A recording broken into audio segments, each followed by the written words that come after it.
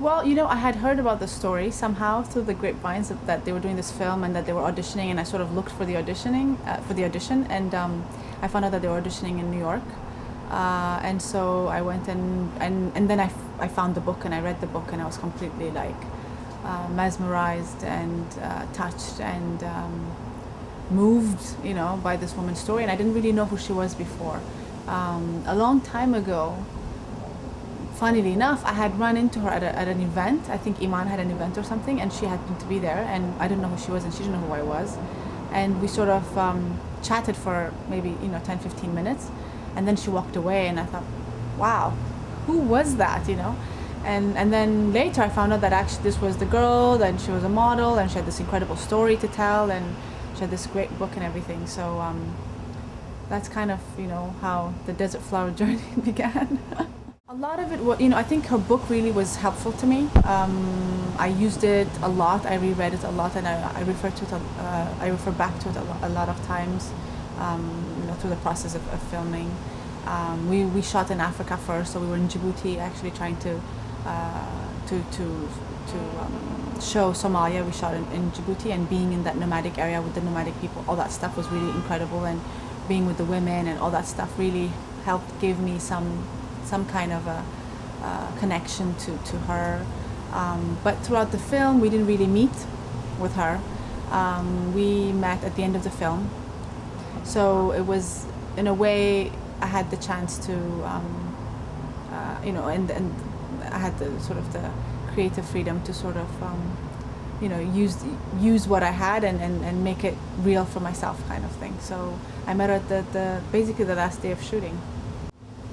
I think, I think this film really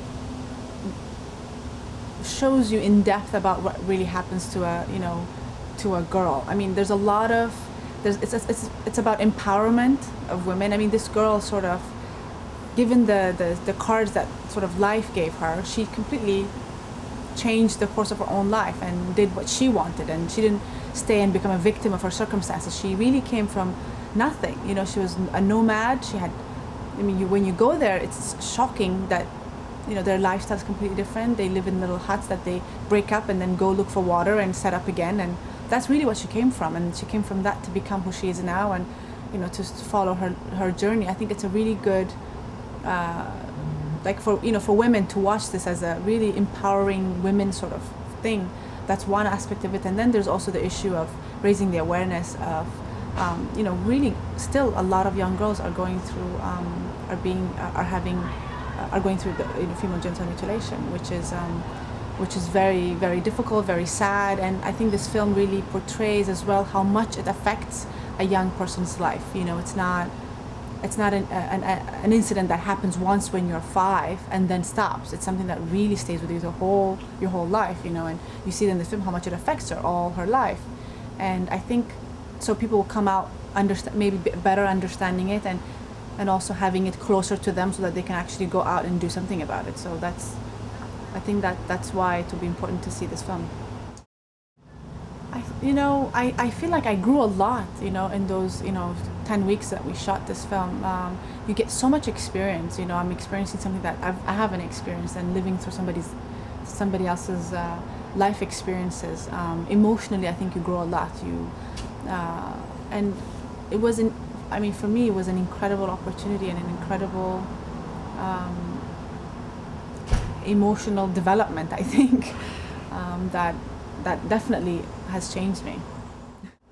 Yeah, I've been involved with the World Health Organization since 2005 now, working on maternal health, which is one of the issues that really gets neglected a lot and doesn't get attention and doesn't get funding. And as a result, a lot of women die in pregnancy and childbirth when they're not supposed to. So that's really, my aid arm in a way, and that's what I fight for.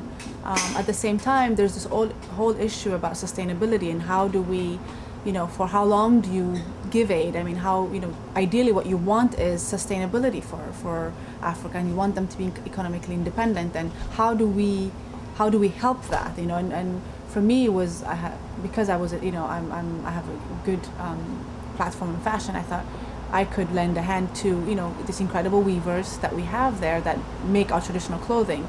And so employ them, give them jobs, let them be independent, let them take care of their families, let their kids go to school, and then that will change everything. And it's sustainable. It's not aid. You're paying them for their work.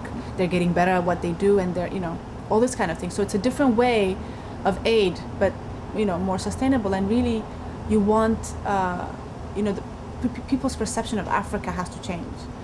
People's perception. There's a lot of perception that's not right until you went to Mali, you saw, but when you're there is when you understand what Africa even means. I think from afar you can't, and there's a lot of bias. There's just so much imagery of what Africa is that is necessarily not true, and I think we have to help move that along and take Africa to the next step. And I think every little bit helps, and that's kind of what I'm hoping would happen in Africa.